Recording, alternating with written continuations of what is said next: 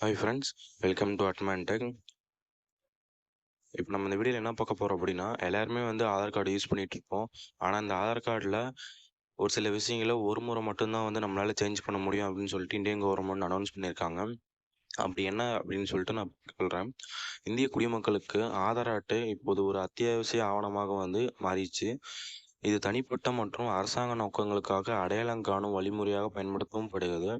வங்கி முதல் பாஸ்போர்ட் பெறுவது வரை அனைத்திற்கும் வந்து ஆதார் அட்டையை வந்து தான் யூஸ் பண்ணுறோம். அதனால் ஆதாரில் சரியான தகவல்கள் இருப்பது வந்து நமக்கு முக்கியமான ஒன்றா வந்து நம்ம வந்து பார்க்குறோம். இருப்பினும் சில சமயங்களில் ஆதாரில் வழங்கப்பட்ட தரவை நாம் புதுப்பிக்காமல் வந்து விட்டுறோம். அப்படி இருக்கும் தகவலில் சிலவற்றை வந்து எத்தனை முறை வேண்டுமானாலும் மாற்றலாம். ஒரு சில தகவல்கள் வந்து மாற்றுவதற்கு வரம்பும் கொடுத்துருக்காங்க. சிலவற்றை ஒருவரை மட்டுமே மாற்ற முடியும் அப்படின்னு சொல்லிட்டு ஸ்ட்ரிக்டான ரூல்ஸும் வந்து கொடுத்துருக்காங்க. உங்களுடைய ஆதார் அட்டையில் உங்கள் பாலினம் மற்றும் பிறந்த தேதியை ஒரு முறை மட்டும்தான் வந்து மாற்ற முடியும் அப்படின்னு இந்தியன் கவர்மெண்ட்டில் உதவியில் சொல்லியிருக்காங்க. பெயர் என்று எடுத்துக்கொண்டீங்க அப்படின்னா அதை வந்து 2 முறை மட்டும்தான் உங்களால் வந்து சேஞ்ச் பண்ண முடியும்.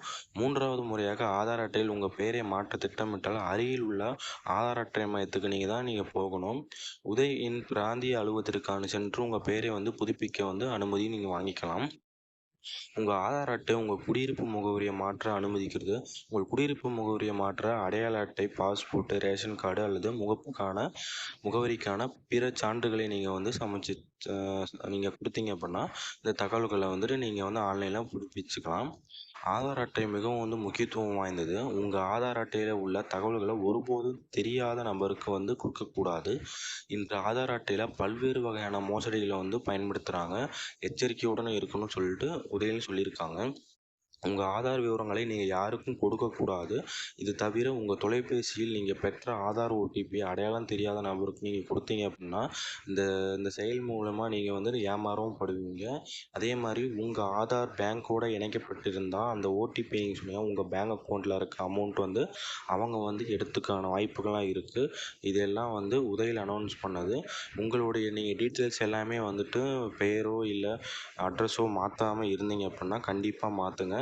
இப்போ வந்து கால அவகாசம் கொடுத்துருக்காங்க. அது மூலம் நீங்கள் மாற்றுனீங்க அப்படின்னா ஃப்ரீயாக வந்துட்டு ஆதார் கார்டில் உங்களுடைய பேர், உங்களுடைய அட்ரஸ் ப்ரூஃபு, உங்களுடைய ஃபோன் நம்பர் எல்லாமே வந்து நீங்கள் சேஞ்ச் பண்ணிக்கலாம்.